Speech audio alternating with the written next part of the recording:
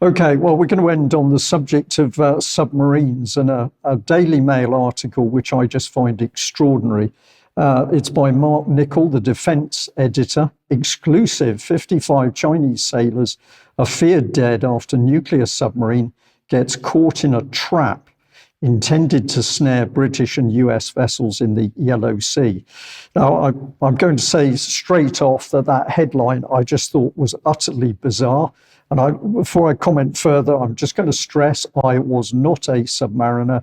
My job was finding and tracking, ultimately, to destroy nuclear submarines in particular. So I was not a submariner. However, I have spent some time in submarines for short trips, and I've got some idea about what's involved. But let's put in a bit of text on this. The incident happened at 8:12 local time. This is an exclusive report which has been leaked from the UK Ministry of Defence, apparently. 22 officers, 7 officer cadets, 9 petty officers, 17 sailors. The dead included the captain.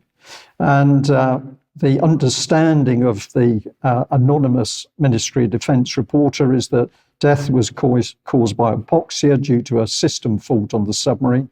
The submarine hit, quote, a chain and anchor obstacle used by the Chinese Navy to trap US and allied submarines. And part of the ongoing comment is that this resulted in system failures that took 6 hours to repair and surface the vessel. The onboard oxygen system poisoned the crew after a catastrophic failure. Well, if we have a look at a bit more of the Daily Mail's extraordinary report, they have a particularly misleading illustrative submarine. This, of course, isn't an attack nuclear submarine. It's a bomber. It's a ballistic missile submarine. But they've got this diagram, which seems to me straight out of, well, I don't know, a comic. But apparently we've got a nuclear submarine on the seabed entangled in some form of wire net.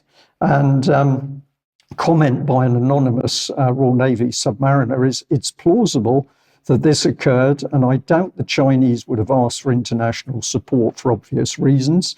If they were trapped on the net system and the submarine's batteries were running flat, which is plausible, then eventually the air purifiers and air treatment systems could have failed. But this wasn't a conventional submarine. This is supposed to be a nuclear submarine, and presumably the propulsion part stayed running. Otherwise, this would have been a nuclear incident. But he goes on to say, or she goes on to say, which would have reverted to secondary systems and subsequently and plausibly failed to maintain the air, which led to asphyxia or poisoning.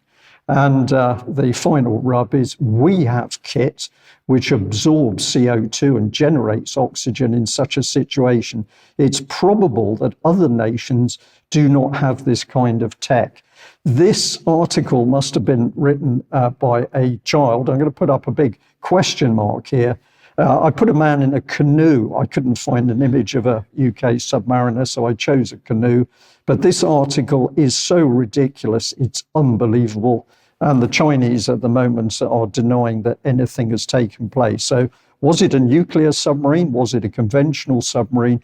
And certainly highly unlikely that a nuclear submarine would be in water shallow enough to be using nets as a submarine trap. So I'm going to say more highly suspect, poor reporting by the Daily Mail, but we'll stay posted to see what else emerges, surfaces. Yes. Indeed. Okay, we must end there. Debbie, thank you very much for joining us. If you're a subscriber of UK Columns, stay with us for extra time. Excuse me. And as always, a very big thank you to our audience, whether you're in UK or you're overseas. We can only do what we do with your support and help. So thank you very much. That's it for today. Bye-bye. Bye-bye.